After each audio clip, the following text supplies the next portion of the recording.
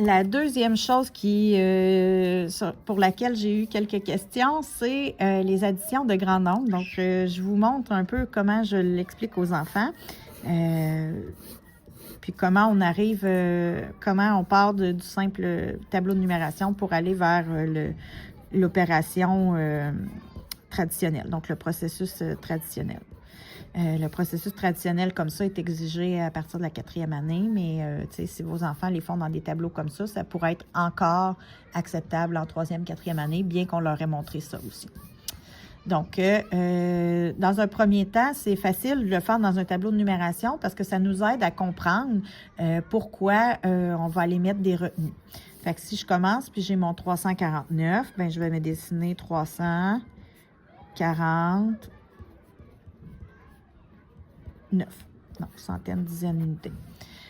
Puis là, comme je sais que j'ai un plus, bien, je sais que je vais aller ajouter.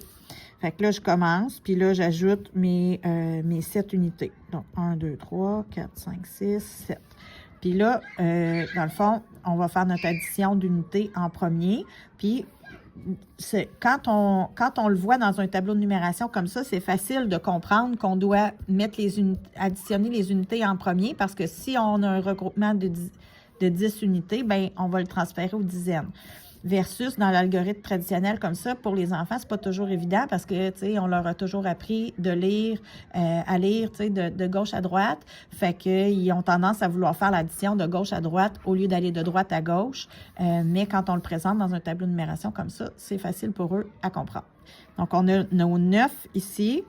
Si je les regroupe, ça en fait 10. Donc, j'ai 10 unités, ça me fait une dizaine. Et ici, il me reste 1, 2, 3, 4, 5, 6. Donc, il me reste 6 unités. Puis là, j'ai mis ma dizaine que j'ai mis là. Puis, il faut bien comprendre que c'est parce que, dans le fond, 9 plus 7, ça fait 16. 16, c'est 6 unités, une dizaine. C'est quand même très important de comprendre ça pour les enfants. Puis de ne pas se dire que le 1, je le mets là parce que c'est 16, fait que ça fait 16. Il faut qu'ils comprennent pourquoi le 1, on le met là.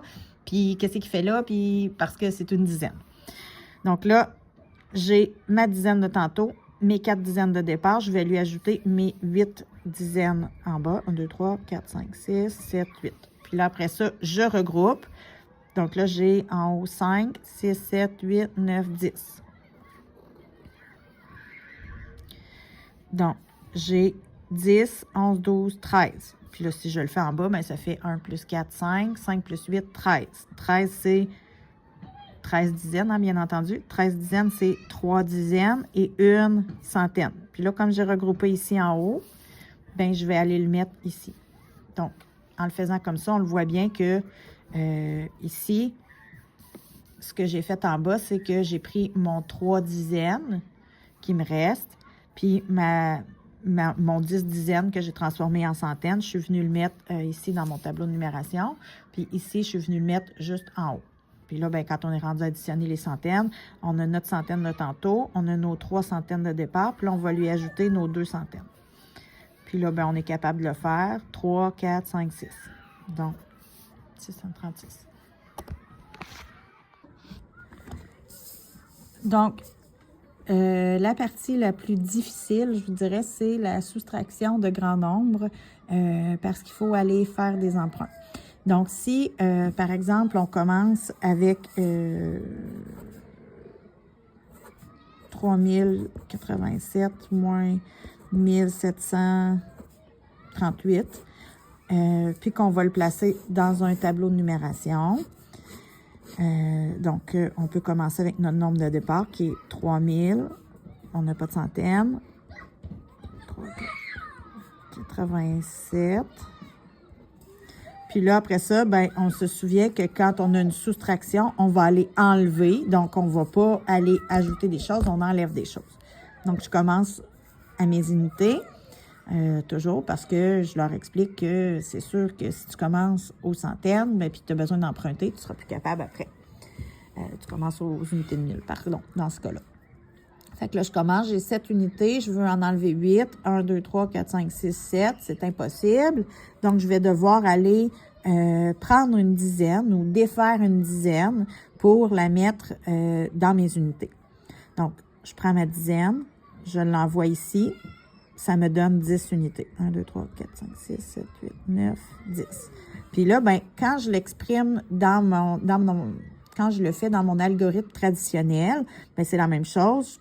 Je suis à la dizaine, je dois emprunter une dizaine. Ben, si j'en prends une, il m'en reste 7.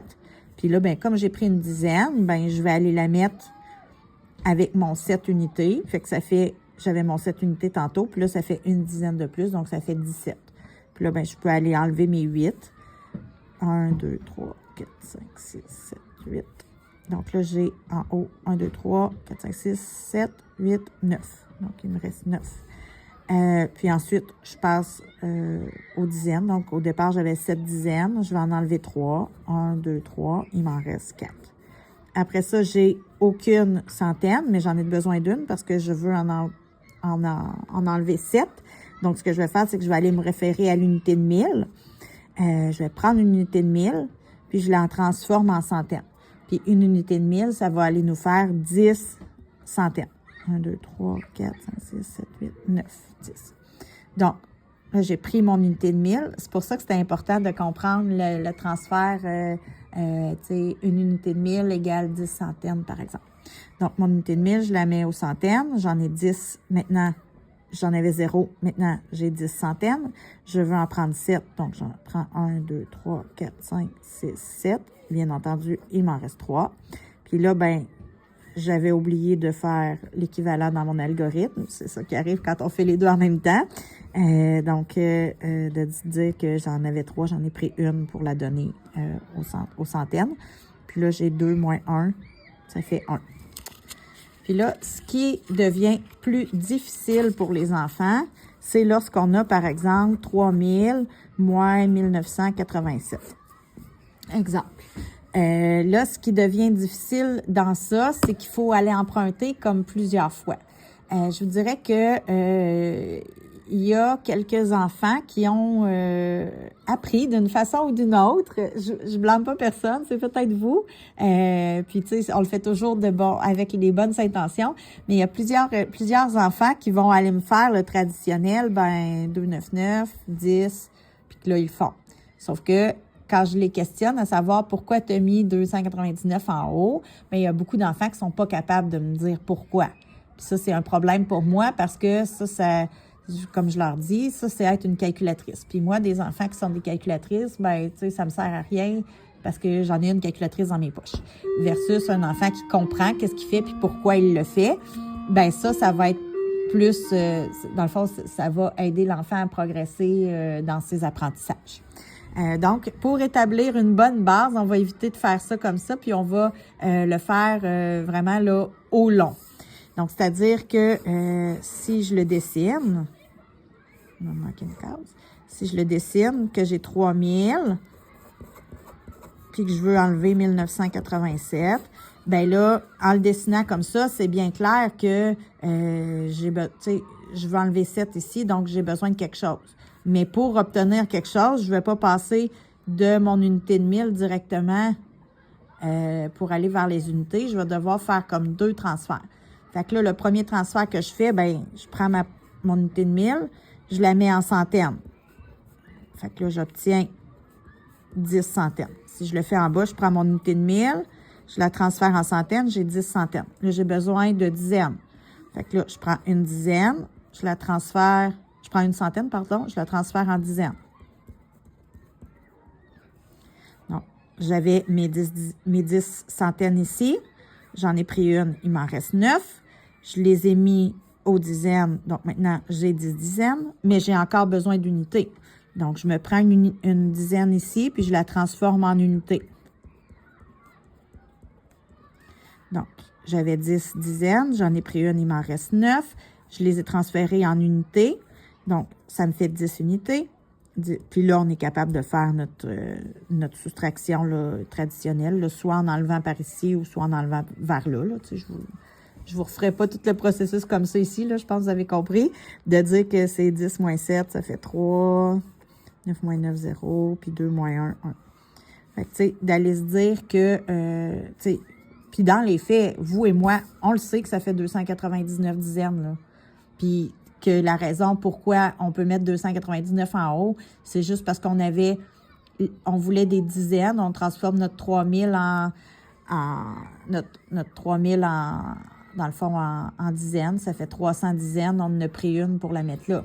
Mais les enfants, la plupart, sont pas encore rendus là au niveau des processus développementaux, au niveau de leurs acquis en maths. Il y a très peu d'élèves de quatrième année qui ont maîtrisé ça, là, pour pas dire aucun.